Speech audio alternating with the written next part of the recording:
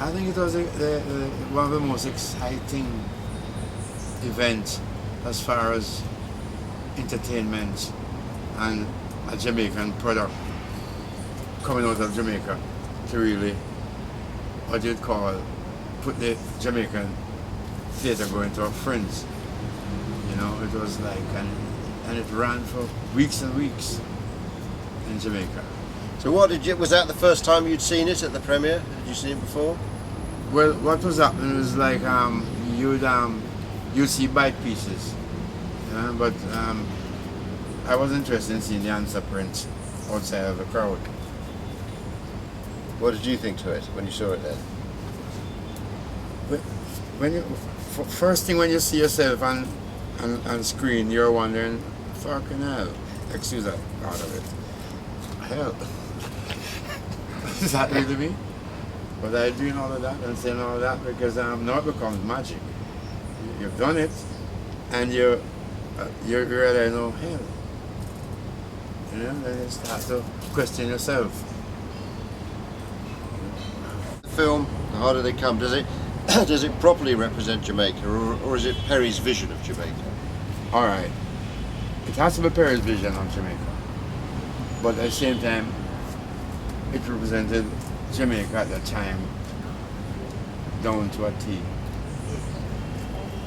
At that time, development, because it was exactly as how it was portrayed for gangland character. Exactly. I mean, you're a sinister figure in that film. Yes. Did you know characters like that?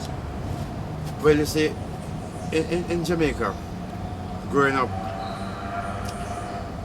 as I grew up, growing up around different shades of characters, uptown, downtown, crosstown. But in those days, you didn't really have per se a ghetto.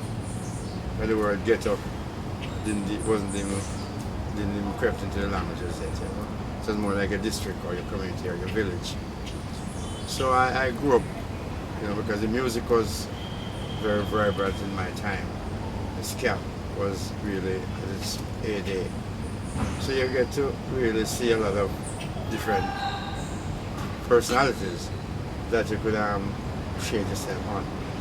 You could pick out a person or persons, and you could really shape a character around those kind of street-wise energy that you would pick up along the way. But this was your first acting role, I think, wasn't it, in the film? Yeah, because I was really an actor. You were a teacher. I was a teacher. I was teaching at excerpts, and it was Evan Jones, Brewster, who actually got me involved, because when Perry came back from England, he came back with the idea of doing a film, but there wasn't a full script per se. He had the concept, because the script was written as you go along. Mm-hmm. They don't consider themselves as corrupt. They consider themselves as needing that extra money because what they earn doesn't get them enough to feed their families. That's why I'm saying necessity breeds all kind of untoward behavior. Because if you're going to underpay me, if you're going to underfeed me and expect me to perform at my highest level, then I have to find some other means to fulfill your desire. Because you're not giving me the tool to do the job that is required. And if I don't do the job that is required, I'm going to lose it.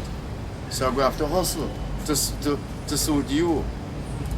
So you force me now to do all these crazy things because of the way you treat me, and you still want to have me underfoot. That's why the Rastaman come with the word now, overstand. You understand? We're tired of people standing on top of us, so we stop to understand now, we start to overstand. That's why the Rasta is the only group of people. The real Rasta, we're not talking about not yet that word.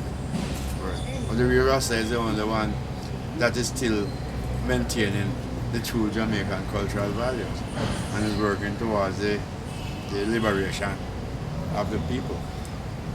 You understand?